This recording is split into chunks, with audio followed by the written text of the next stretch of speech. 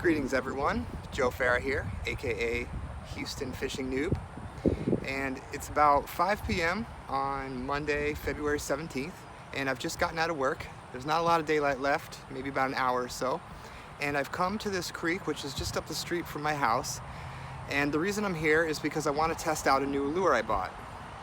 This is called a Roadrunner, and the reason I bought it is for white bass. Now, I've never fished for white bass, I've never seen white bass before, but as I understand it, these fish live in big lakes around here most of the year, and then during the spring, once the water starts to warm up a little bit, they come up the creeks to spawn.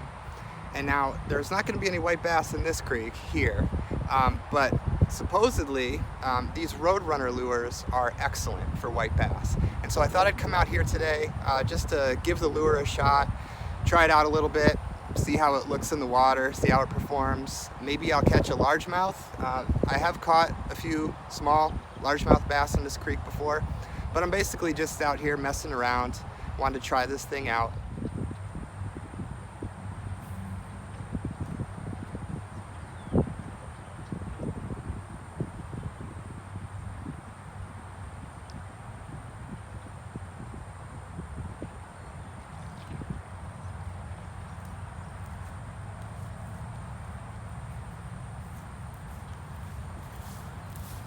Well, if you needed proof that I'm a noob, I just hooked my carp line with the Roadrunner that I was casting.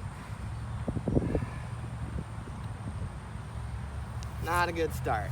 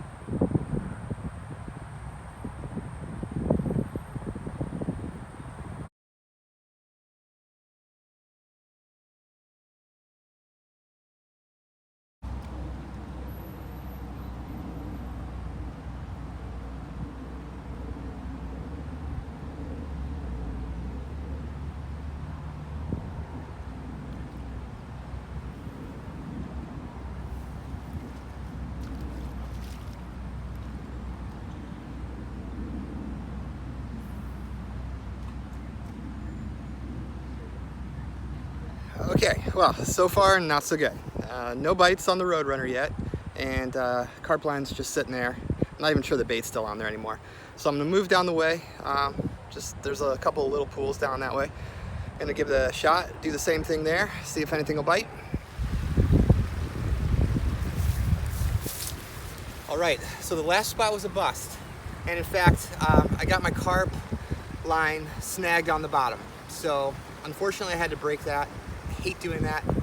I hate leaving line and gear in the water like that, but I wasn't gonna go swimming, so there's not much I can do about it. So I'm eyeing this tiny little pool up here, and I'm gonna sneak up on it. I'm gonna cast this Roadrunner in there a couple of times and hopefully get a little bass.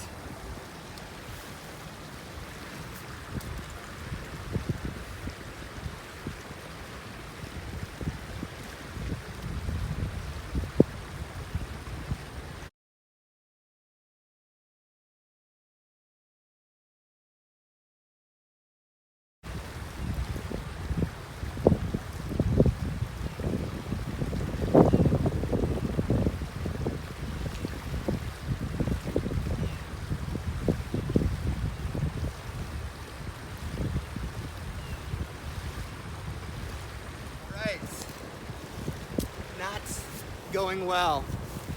Now, I don't know if that's because I don't know how to fish this thing, and I really don't know how to fish this lure. See how it's got this little spoon on there?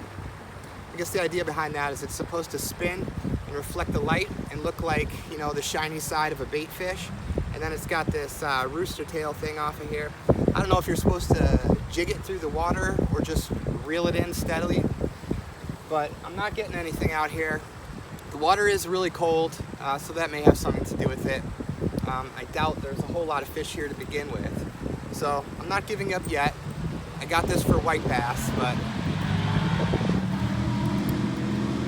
I'm gonna throw the carp line back in the water here and just, I guess, goof off, practice casting this a little bit more. And it's getting dark already, so I'll be calling it a day here shortly.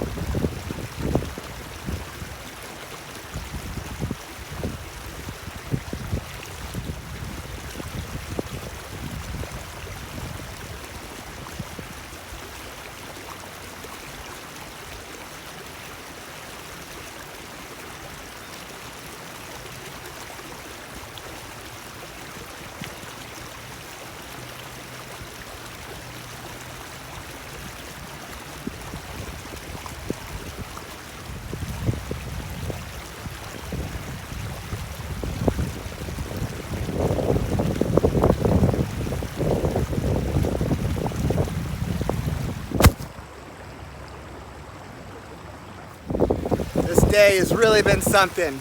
I was just sitting there about to give up because on my very first cast here I snagged up on a rock down there and I had to just about get in the water to free up my lure. And so, you know, basically made a bunch of racket there, and I thought I had ruined it. And then I think the camera, or the wind rather, blew the camera over right as I was catching this fish. So I don't think that was caught on film. So here's a little largemouth bass caught on this road runner. So maybe it works after all.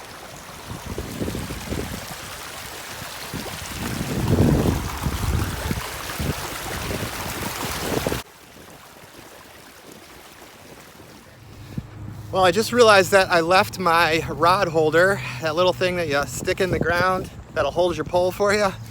I left that at the very first spot, so I got to walk all the way back there and get that thing now. So it's really not been the most successful day. I got snagged up on the bottom when I was trying for carp there. I had to break the line, fishing, nothing. Then as soon as I get my first fish, the wind blows the camera over, so it's not captured on video. And now I left my damn pole holder over there and I gotta go back for it. So I'm gonna go fetch this thing. I'm gonna plop down at that pool where I caught the bass and just make use of the last little bit of light I have. Try the same thing, leave the line in the water for carp, try casting a couple more times for bass, and then we shall call it a day.